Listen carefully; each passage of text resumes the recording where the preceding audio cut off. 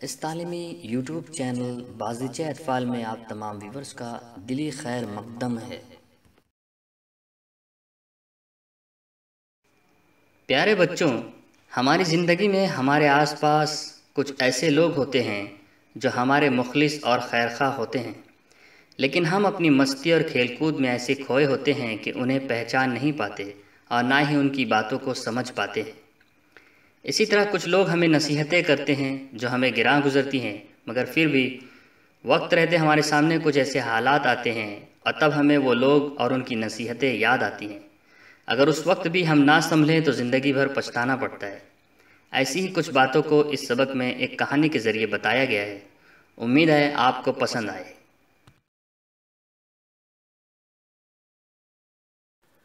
उर्दू बाल भारती दूसरी जमात।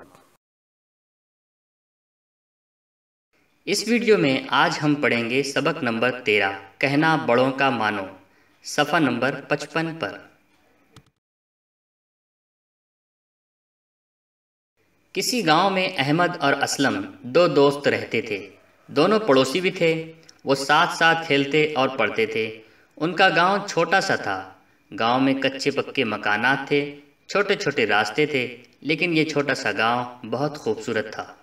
गांव में मगरिब की तरफ एक पहाड़ी थी। सामने मशरिक की तरफ एक नदी थी। नदी के उस पार हरे भरे खेत और बाग थे। चारों तरफ हरियाली थी। गांव में एक छोटा सा और बहुत साफ सुथरा स्कूल था जहां गांव के बच्चे पढ़ते थे। शाहनवाज अहमद और असलम का हम जमात था। घर के सभी लोग उसे शानू कहते थे। वो बहुत शरीर था। इसका दिल पढ़ने लिखने में नहीं लगता था। वो दिन भर बेकार की बातें करता, खेलता कूदता रहता, नदी में तैरता, गाय भैंस की पीठ पर बैठकर खेतों की सैर करता। वो जिस दिन स्कूल आता शरारतें करता और बच्चों को बेवजह सताता था। सब बच्चे उससे परेशान थे। उस्ताद उसे समझाते, कभी सज़ा भी देते। इसके घर जाते, वालिदैन से मिलते, शिकायत करते, लेकिन शानों पर इसका कोई असर ना होता था।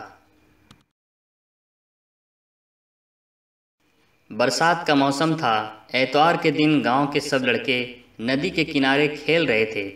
नदी में पानी का बहाव तेज था। शानू ने दोस्तों से कहा, चलो नदी में तैरते हैं, देखे सबसे पहले कौन दूसरे किनारे पर पहुंचता है। अहमद और असलम ने उसे मना किया। उस्ताद की बात याद दिलाई कि बरसात के दिनों में नदी में तैरना अच्छा नहीं, किसी भी वक्त सैलाब आ सकता है। शानू ने उनकी एक न मानी और नदी में कूद गया। वो नदी की गहराई से बेखबर तेज़ी से दूसरे किनारे की तरफ बढ़ने लगा। जब वो नदी के बीच पहुंचा तो उसे एहसास हुआ कि नदी का पानी बढ़ने लगा है। अचानक पानी बढ़ता देख उसे उस्ताद की नसीहत याद आ गई। वो पीछे की तरफ मुड़ा। पानी तेज़ी से बह रहा था। शानू के लिए तैरना मुश्किल हो रहा था। उसके हाथ पैर और बदन भारी हो गए थे। वो पानी के धारे के साथ बहने लगा। अहमद और असलम किनारे से शानू की यह हालत देख रहे थे। वो दौड़ते हुए करीब के घर में गए। वहाँ से एक बड़ी सी रस्सी लाए।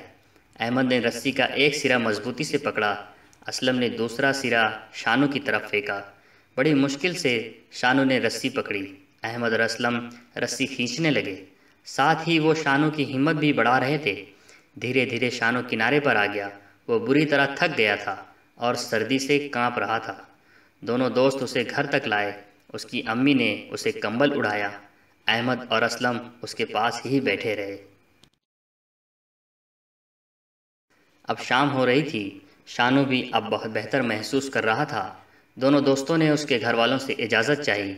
उसकी अम्मी ने दोनों को गले लगाया, शाबाशी दी। शानू अपने बिस्तर से ये सब देख रहा था। दूसरे दिन स्कूल खुला। सब बच्चे खुशी खुशी जाने लगे। अहमद और असलम भी स्कूल पहुँचे। उन्हें ये देखकर बड़ी हैरत हुई कि आज शानू उनसे पहले स्कूल पहुँच गया है और पढ़ाई में मसरूफ़ है। दोस्तों, अगर आपने अभी तक हमारे चैनल बाज़ीचे अतफ़ाल को सब्सक्राइब नहीं किया है तो सबसे पहले सब्सक्राइब कर लें और बेल आइकन को ऑन कर दें ताकि हमारी ऐसी ही तालीमी, निसाबी और तरबियती वीडियोस की नोटिफिकेशन आपको बरवक्त मिलती रहे। मशक़ी सरगर्मियाँ। देखो, पढ़ो और लिखो। खूब सूरत, खूबसूरत। मगरिब, मगरिब। मशरिक, मशरिक। शरारत, शरारत। एहसास, एहसास। मसरूफ, मसरूफ। नीचे दिए हुए सवालों के जवाब लिखो। पहला, अहमद और असलम कहाँ रहते थे? इसका जवाब है अहमद और असलम एक गांव में रहते थे। दूसरा, शानू स्कूल आकर क्या करता था? इसका जवाब है शानू स्कूल आकर शरारतें करता था। नंबर 3, बच्चे कहाँ खेल रहे थे? इसका जवाब है बच्चे नदी के किनारे खेल रहे थे। नंबर 4, किन दिनों में नदी में तैरना अच्छा नहीं होता? इसका जवाब है बरसात के दिनों में नदी में तैरना अच्छा नहीं होता।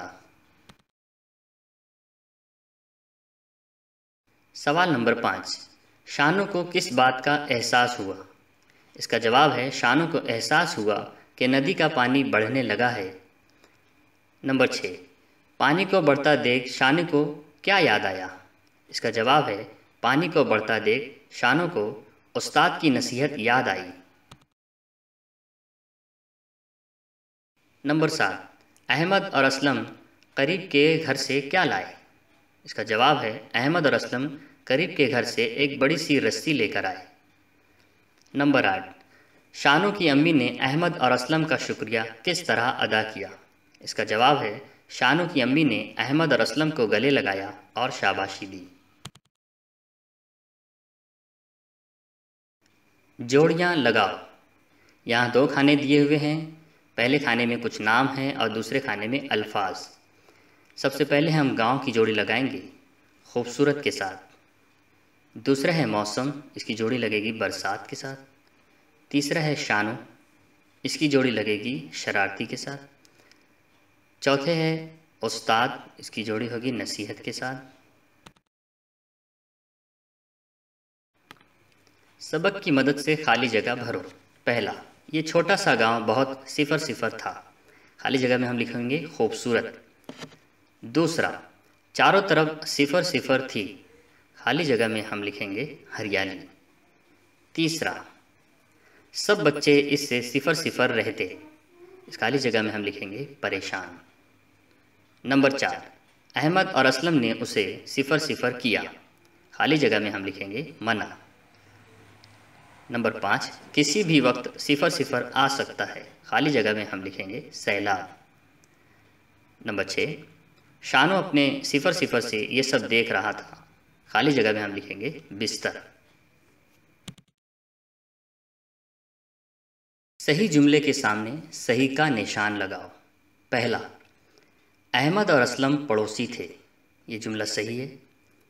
दूसरा, शाहनवाज अहमद और असलम का हम जमात था। ये जुमला सही है। तीसरा, शानू अच्छा बच्चा था। ये जुमला गलत है। चौथा, गांव के लड़के नदी के किनारे खेल रहे थे। ये जुमला सही है। पांचवा, अहमद और असलम एक बड़ा सा डंडा लाए। ये जुमला गलत है। छठा, अम्मी ने दोनों लड़कों को डांटा। ये जुमला गलत है। अहमद और असलम के गांव के बारे में लिखो। मकानात कच्चे पक्के थे। रास्ते छोटे छोटे थे। स्कूल साफ सुथरा था। खेत हरे भरे थे। बच्चों, ऐसे ही मज़ीद मुरक्कब अल्फाज को जानने के लिए डिस्क्रिप्शन में लिंक दी गई है, उसे ज़रूर देखें। 4 हरफी लफ्ज़ तलाश करके लिखो। नीचे चंद अल्फाज दिए हुए हैं जो 6 हरफी भी हैं, 4 हरफी भी हैं और 5 हरफी भी हैं। हम इनमें 4 हरफी लफ्ज़ के गिर्द दायरा बनाएंगे। सबसे पहले है अहमद, इसके बाद है असलम, इसके बाद मगरिब और सबसे आखिर में है दोस्त।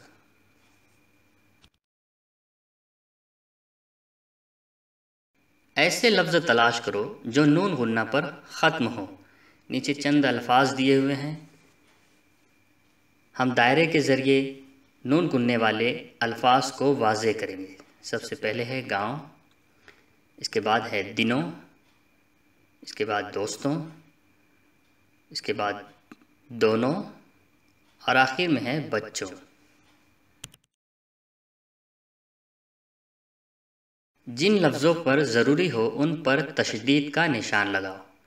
यहाँ पर भी चंद अल्फाज दिए हुए हैं। इनमें सबसे पहले अम्मी, इसके बाद रस्सी और बच्चों। ये 3 हर्फ ऐसे हैं जिन पर तशदीद लगाई जाएगी। दो चश्मी है वाले लफ्ज़ के गिर्द दायरा बनाओ। यहाँ बहुत सारे अल्फाज दिए हुए हैं जिसमें दो चश्मी है का भी इस्तेमाल है। हम इनके गिर्द दायरा बनाएंगे। सबसे पहले है छोटा, फिर इसके बाद खेलते, इसके बाद साथ, फिर पढ़ते, इसके बाद है खेल, इसके बाद साफ सुथरा, इसके बाद खेत, आखिर में है अच्छा और घर।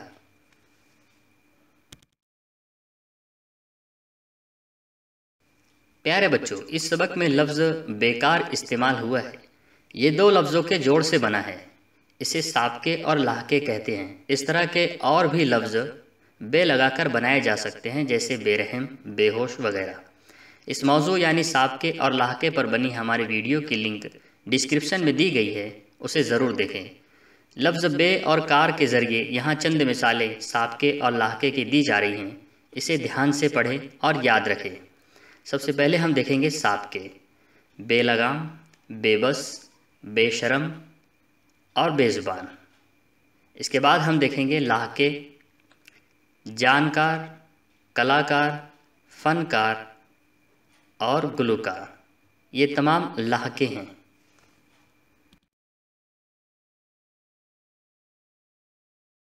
वीडियो देखने के लिए बहुत बहुत शुक्रिया।